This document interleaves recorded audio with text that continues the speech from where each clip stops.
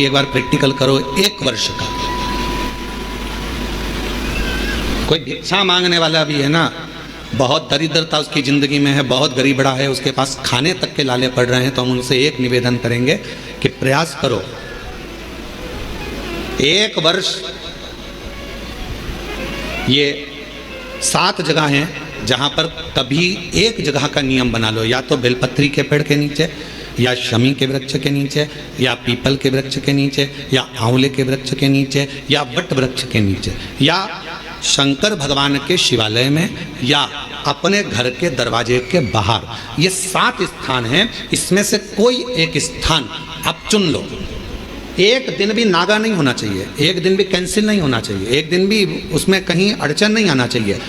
1 वर्ष ये 7 स्थान में से कोई एक स्थान पर 1 वर्ष तक रोज शाम के समय प्रदोष काल में दिया लगाना चालू करो। भले वो दिया 2 मिनट जले, पर प्रदोष काल में अगर तुमने एक जगह का भी नियम ले लिया 1 साल का, फिर हमको बताना कि मेरे कुबेरेश्वर बाबा ने तुम्हारे घर में संपदा की कमी तो नहीं रखी।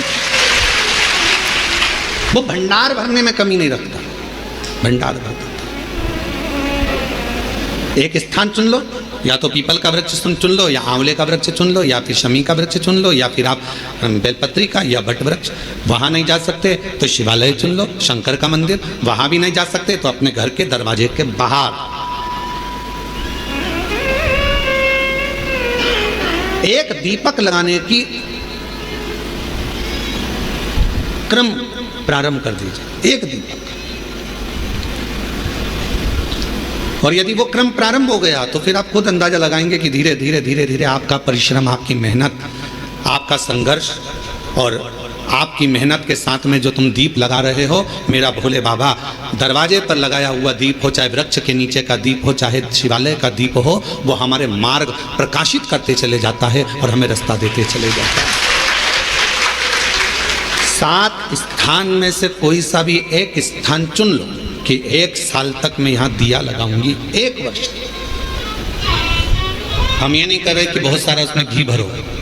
जिस पर भी हो गई तेरी कृपा करुणा, वो भव पार हुआ। पापी हो जाए जितना उसका भी बाबा उद्धार हुआ। गिद्ध अजामिल गणिता जैसे तेरे मन को भार, जरा सी हम पर कर दो, जरा सी हम पर कर दो। तेरी कृपा का क्या भरोसा, कब किस पर हो जाए, जरा सी हम पर कर दो, जरा सी। मच्छर काटेगा तो हम मच्छर से शिकायत नहीं करेंगे, हम शिकायत करेंगे तो डॉक्टर से जाकर साथ ये मच्छर मुझे काट गया है और मुझे मलेरिया हो गया है, मेरे शरीर में रोग हो गया, बुखार आ रहा है, मुझे सिर दर्द। उसी तरह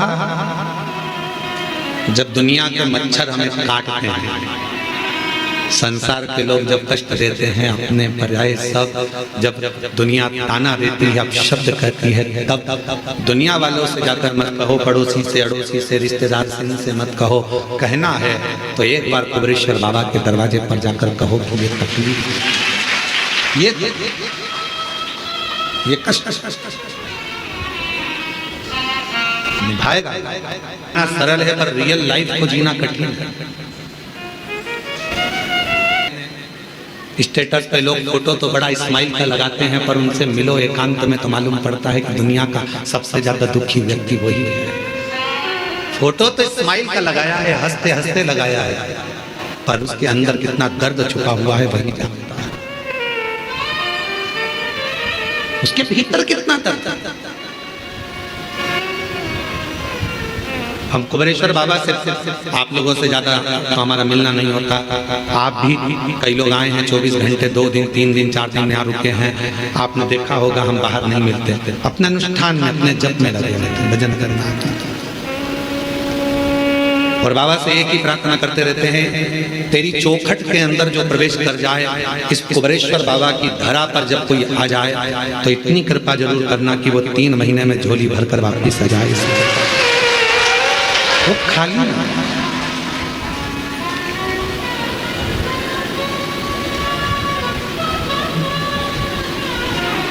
खाली रह गया तो 50 जगह जाकर कहेगा मैं सीहोर गया था कुबेरेश्वर बाबा के यहाँ और इतना सुना था मैंने कि वो देता है, फिर मैं कैसे खाली रह गया।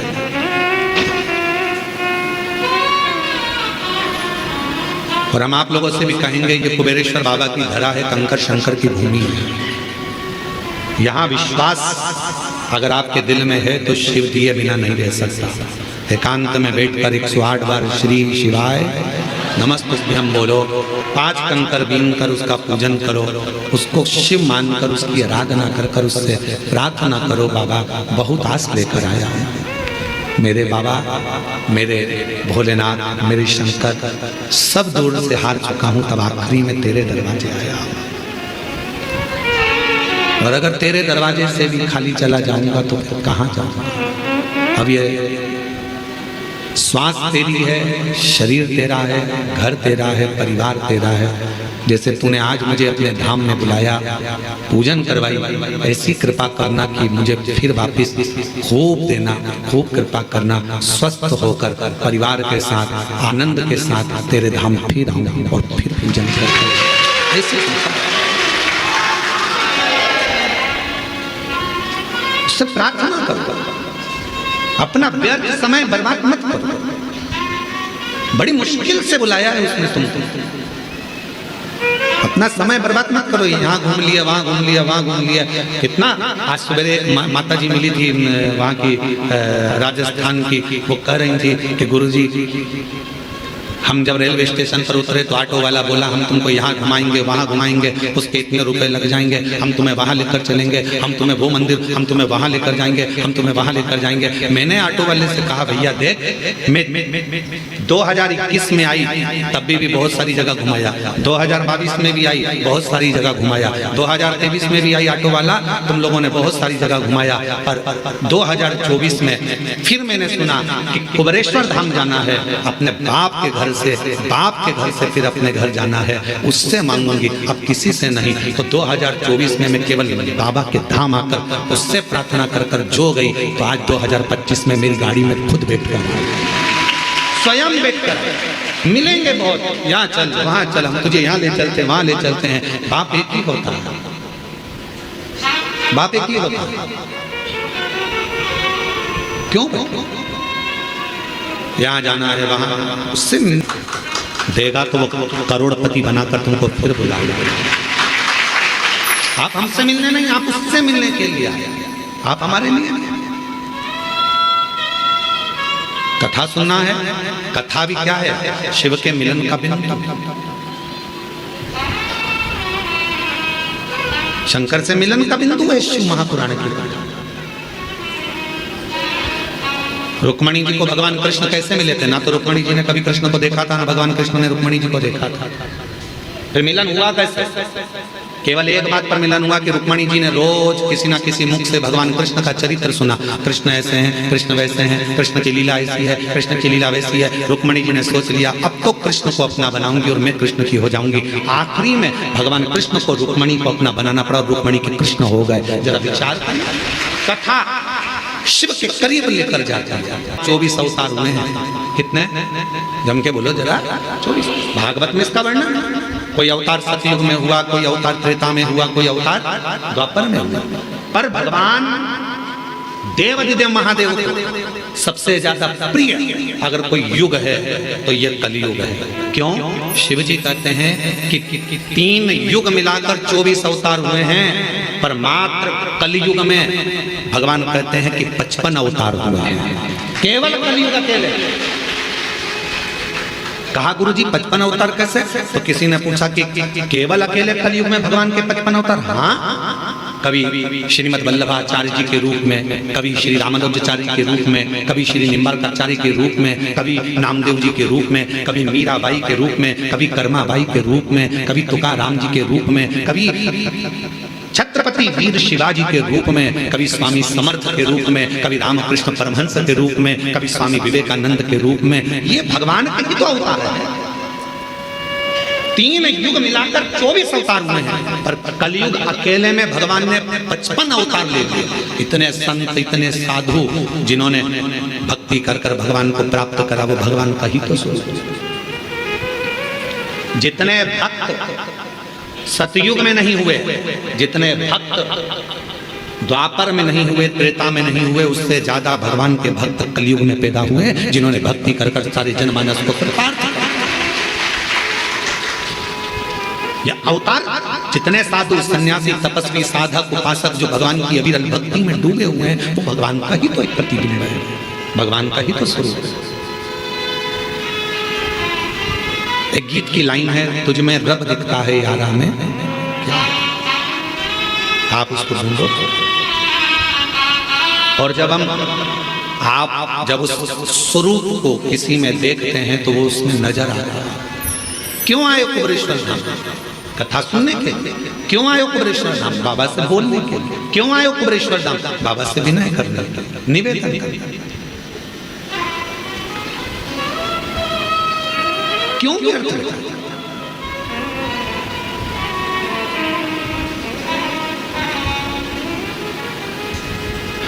कुबरेश्वर बाबा की धरा पर मेरी माताएं, मेरी जीजियां भी आती हैं, जिनके संतान नहीं है, वो भी आकर अगर दंडवत करती है।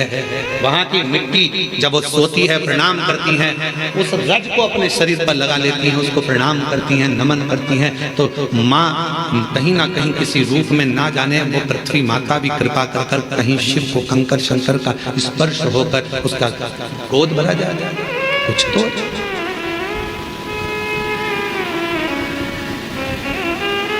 रील बनाना सरल है, पर रियल लाइफ को जीना कठिन है। स्माइल देकर रील तो बना लोगे, थोड़ा नाटक भी कर लोगे, हंस भी लोगे, बोल भी लोगे, आनंद ले लोगे। रक्षाबंधन आएगा तो बहन भाई राखी बना के रील बनाएंगे, फिर दिवाली आएगा तो दिया लगा के रील बनाएंगे, दशहरा आएगा तो रावण के साथ रील बनाएंगे, फिर कोई त्योहार आएगा तो उसके साथ रील बनाएंगे। रील बनाना सरल है, पर जितना प्रेम राखी पर तुम रील में दिखाते हो, क्या उतना प्रेम ओरिजिनल में रखते हो?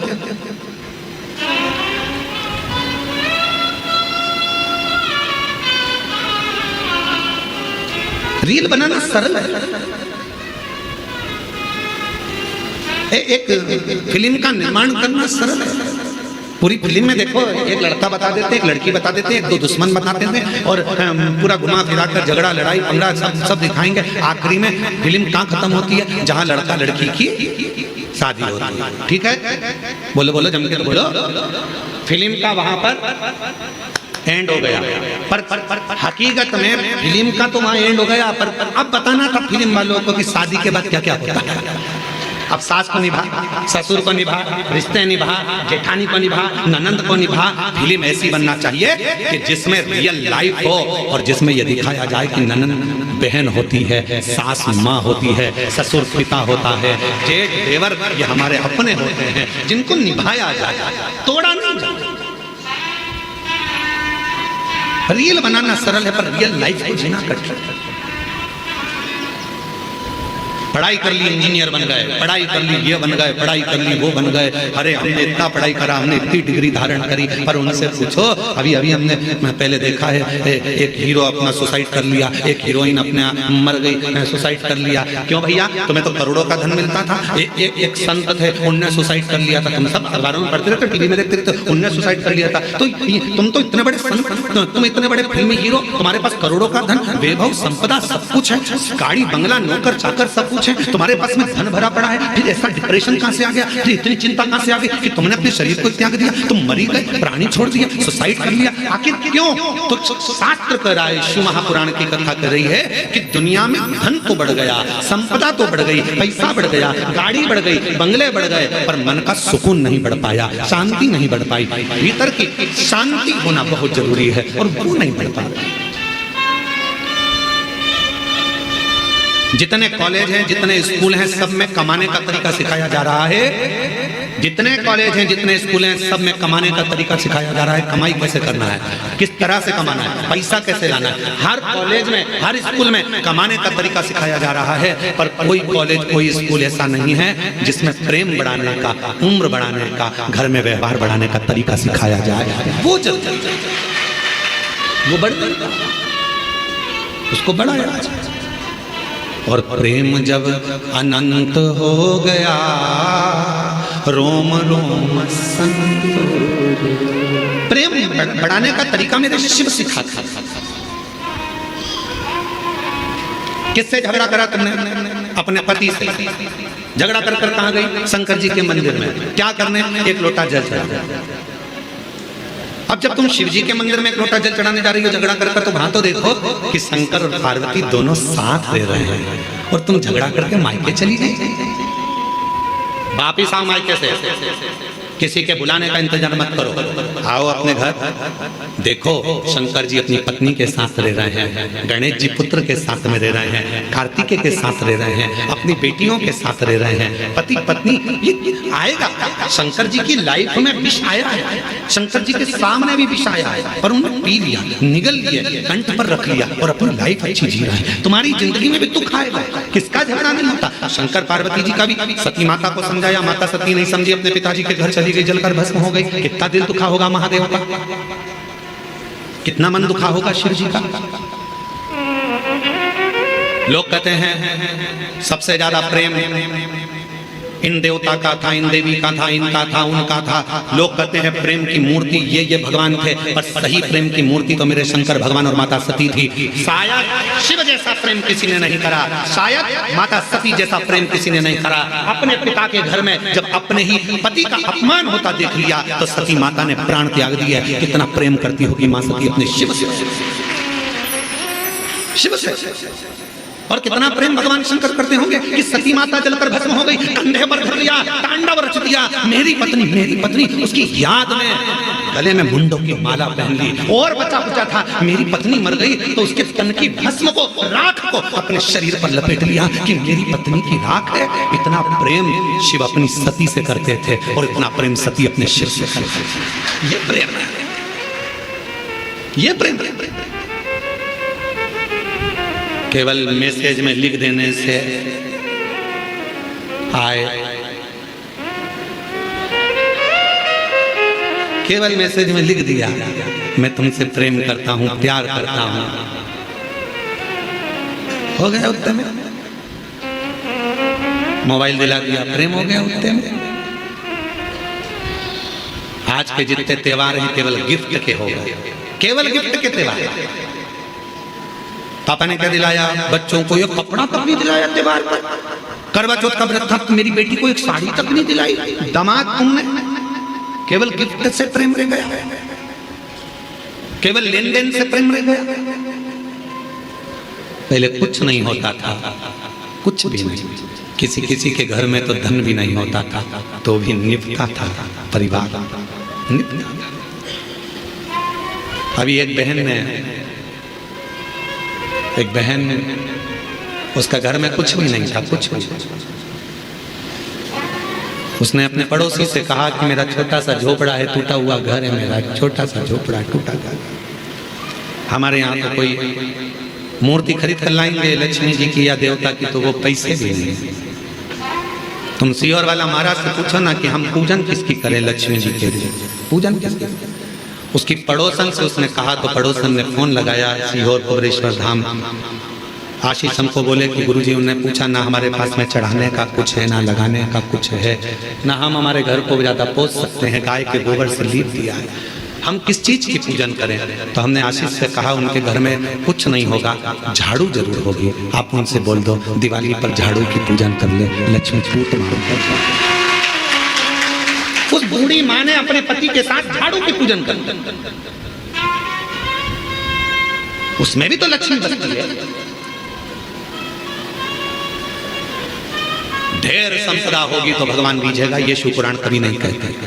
करोड़ों का धन होगा तो भगवान रीझेगा, ये पुराण नहीं करी।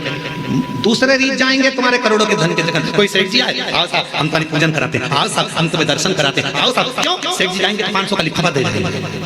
सेठ जी के पीछे दुनिया फिर सकती है, परमात्मा नहीं। भगवान को सेठ से मतलब नहीं है, वो तो खुद सांवरिया से।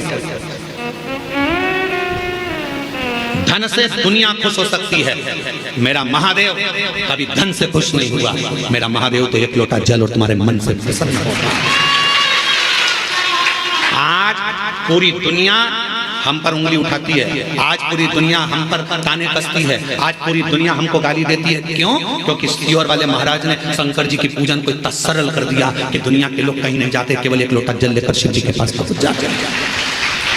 और दुनिया के लोगों का दुख मिट गया, तकलीफ मिट गई। इतने पत्र आते हैं, रोज यहाँ दर्शन करने वाले आते हैं, उनका काम हो जाता है तो यहीं पर पत्र लिखकर ऑफिस में जमा कर जाते हैं। जितने लोग आते हैं, कई लोग आप में से भी ऐसे आए हैं कि वो पत्र लिखकर ऑफिस में दे जाते हैं। भैया हमारा पत्र है, बाबा ने हमारी पूर्ण कर दी, हमारी झोली भर दी। महाराज पढ़े चाहे नहीं पढ़े, ये पत्र ऑफिस में जमा करो। जो कमरा बनेगा उसमें ये पत्र रखाएगा कि मेरे बाबा ने मेरे ऊपर ये कृपा करी है। भैया मैं आई थी, बाबा ने इतनी करुणा करी। पत्र लिखकर लोग ऑफिस में देकर जाते हैं। शिव पूजन को लोग डरते थे, उसको सरल शिव पुराण ने कर दिया सियोर वाले महाराज ने। लोगों ने विचार करा था इतना पूजन में इतना विधान लगता है, इतना धन लगता है, इतनी दौलत लगती है, इतनी संपदा लगती है, पर शिव पुराण कहती है पूजन में केवल मन लगता है। आप जितने लोग शिव महापुराण की कथा सुनने के लिए आए हो, हृदय से कथा श्रवण करने के लिए आए, हृदय से दिल से सुना, मन से सुना।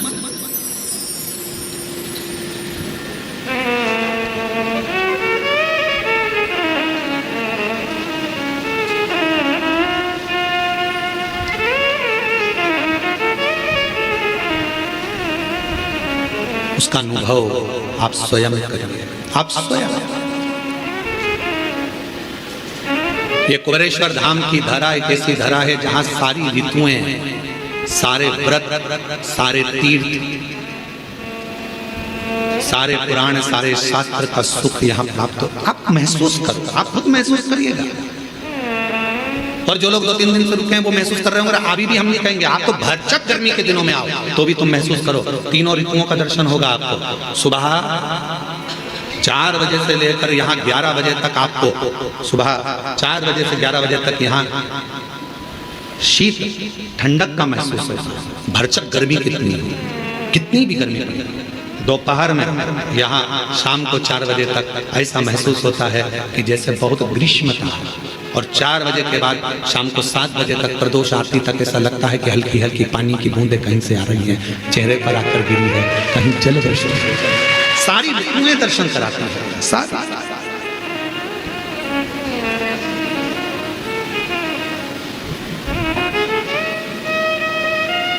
वो अनुभव करा रहा है, अनुभव।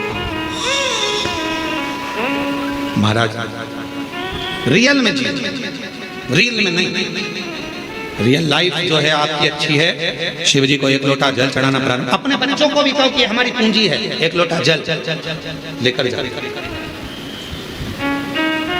ये हमारी पूंजी है, 1 लोटा। इसके बिना कहीं सुख नहीं। हम फ्लाइट से भी सफर करते हैं तो हमारे बैग के अंदर 1 लोटा रखा रहता है, छोटा सा पानी का लोटा हमारे बैग के अंदर रखा रहता है।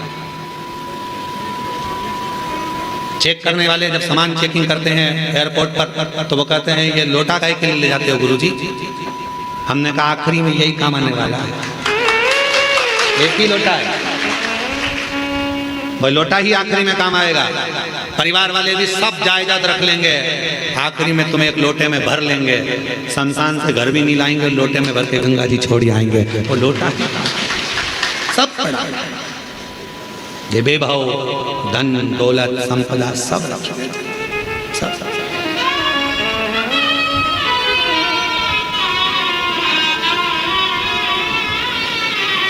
भक्ति करिए।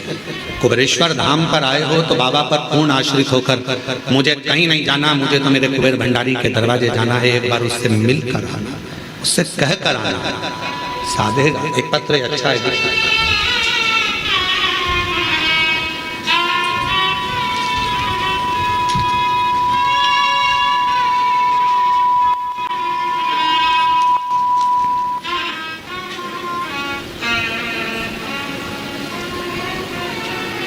मैं चित्तौड़गढ़ जिले के रावत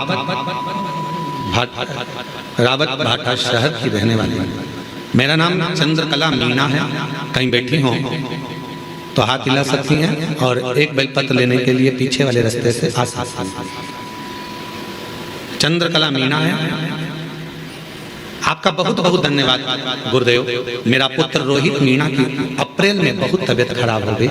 उसके फेफड़ों में पानी में लगता क्या है, ये दुकान मैं चला रहा हूं,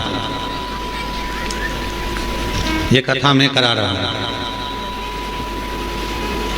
ये घर मैंने बनाया, ये आश्रम को मैं चला रहा हूं, गाड़ी में लाया, काम में कर रहा हूं। मान लो यदि मैं एक दिन भी आश्रम में नहीं आऊं या एक दिन भी दुकान पर ना जाऊं या एक दिन भी मैं काम ना करूं तो कोई काम होगा ही नहीं। ये आपकी गलतफहमी है। आप हो तो लोग आपको गिन रहे हैं, नहीं होगे तो कोई गिनेगा। मैं गाड़ी लाया ये संबोधन नहीं है, बल्कि ये कहो कि परिवार वालों की एकता, सबका साथ हमारे साथ था। तो बाबा देव अधिदेव महादेव ने ये 5 भोले आपकी कृपा से सब काम, ये मेरा है या मैंने करा है या मैं कर रहा हूं, ये प्रसंग नहीं। घर बनाया तो घर में जितने सदस्य है, पत्नी है तो उसके भाग्य का भी धन आया, बेटा है तो उसके भाग्य का भी धन आया, बेटी है तो उसके भाग्य का भी धन आया, घर में सास ससुर रह रहे हैं तो उनके भी भाग्य का धन आया, भाई रह रहा है तो उनके भी भाग्य का धन आया, सबके भाग्य का धन आया, तब जाकर यह कार्य पूर्ण हुआ।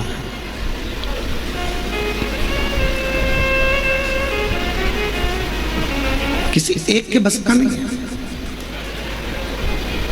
सबका साथ। वो एक लाइन दी है आजकल केंद्र से, सबका साथ सबका विकास। सब एकजुट होकर चलेंगे तो विकास अपने आप हो जाएगा।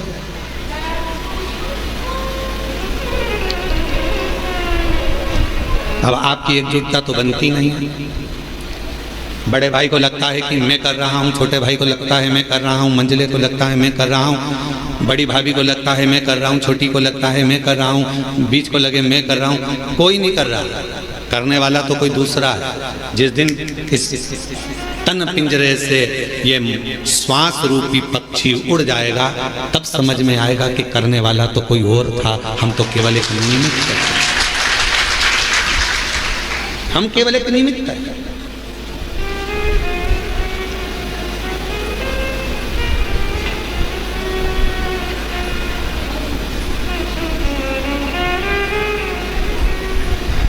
श्वास चल रही है, वो चला रहा है।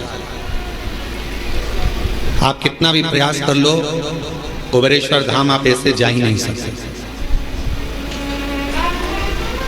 एड़ी से चोटी तक का दम लगा लेना तो भी कुबेरेश्वर धाम नहीं पहुंच सकते। सारे ज्योतिर्लिंग चले जाओगे, सारे तीर्थ चले जाओगे, बार बार वृंदावन घूम आओगे, बार बार काशी घूम आओगे, बार बार आप उज्जैनी घूम आओगे, बार बार आप सब दूर घूम कर आ जाओगे, चाहे हजारों बार नर्मदा नहालोगे, गंगा नहालोगे, पर कुबेरेश्वर धाम नहीं पहुंच पाओगे। कब तक? जब तक मेरा कुबेर भंडारी तुमको इशारा ना कर दे तब तक तुम कुबेरेश्वर धाम पहुंच ही नहीं सकते।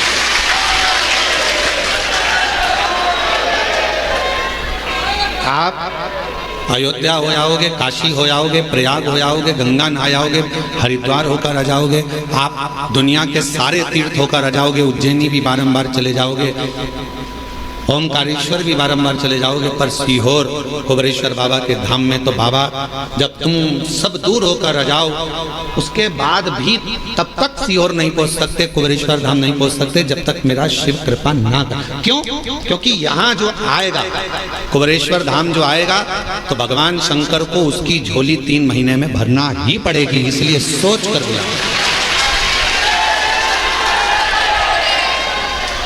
इसलिए वो पहले समझता है, बुलाने से पहले विचार करेगा, इसको देना होगा तो बुलाएगा, नहीं तो बुलाएगा नहीं, बाहर की बाहर निकाल देगा, चलो जाओ यहाँ से, आते आते रोक देगा, आने ही नहीं देगा। जिसकी झोली खुशियों से भरना है उसी को बाबा इस धाम में पांव रखने देता है, वरना रखने नहीं, वो बुलाएगा ही नहीं। कई लोग आप में से ऐसे भी होंगे जो उज्जैन पहले 50 बार आ गए होंगे, आप में से कई लोग ऐसे होंगे जो भोपाल भी हजारों बार आ गए होंगे।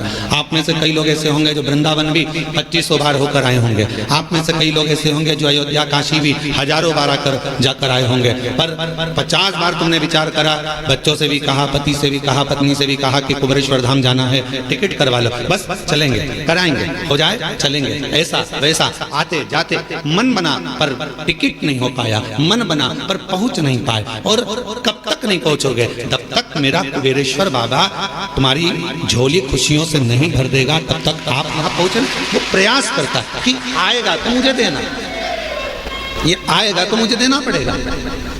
रुकने के लिए आया तो खाना खिलाओगे कि नहीं खिलाओगे? खिलाओगे ना। तो भगवान भी सोचते हैं कि अब ये कुबेरेश्वर धाम आया है, रुकेगा, इतनी दूर आया है, तो जब किसी के यहाँ मेहमान आता है तो पानी भी पीता है, भोजन भी करता है और उसके लिए व्यवस्था करना पड़ती है। तो शिव भी सोचते हैं अब आ गया है मेरे पास में, कंकर शंकर की पूजन कर दी है, तो अब तो मुझको इसको देना ही पड़ेगा। वो रोक नहीं सकता, वो देगा, फिर विचार कर दे।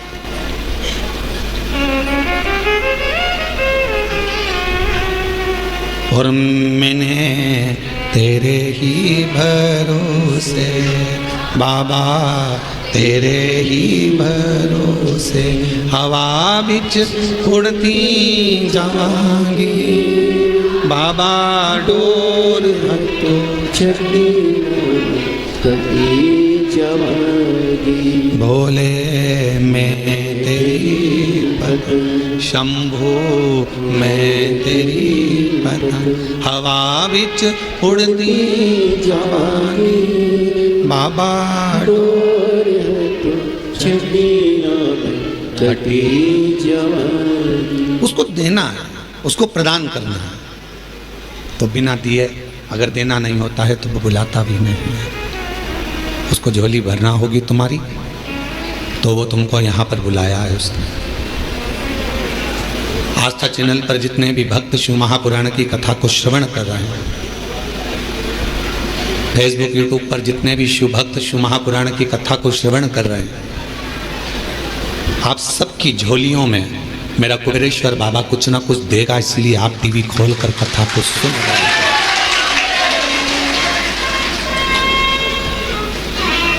ये दामोदर मास, कार्तिक का महीना शिव की आराधना का बिंदु है, भगवान शंकर की आराधना का केंद्र बिंदु है। इस दामोदर मास में, इस कार्तिक के महीने में जो हम भगवान शंकर की आराधना करते हैं, जैसे मंदिर में या पंच वृक्ष के नीचे बट वृक्ष, आंवला, पीपल, शमी, बेलपत्र, ये जो पंच वृक्ष हैं, इन पंच वृक्ष के नीचे जैसे दीपदान किया जाता है, शिवालय में, देवालय में, भगवान के मंदिर में दीपदान किया जाता है, या अपने घर के अंदर या घर के बाहर प्रतिदिन दीपदान किया जाता है, तो कार्तिक महीने में अगर भूल से भी, कार्तिक महीने में अनायास भूल से भी यदि कहीं शिवालय में पंच दीपदान हो जाते हैं तो वो कार्तिक के महीने का करा हुआ दान अजर और अमर हो जाता है। अजर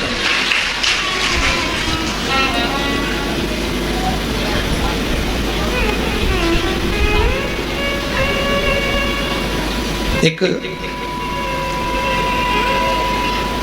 चोर को कुबेर बना देते हैं मेरे शंकर भगवान केवल उनके मंदिर में प्रकाश करने पर।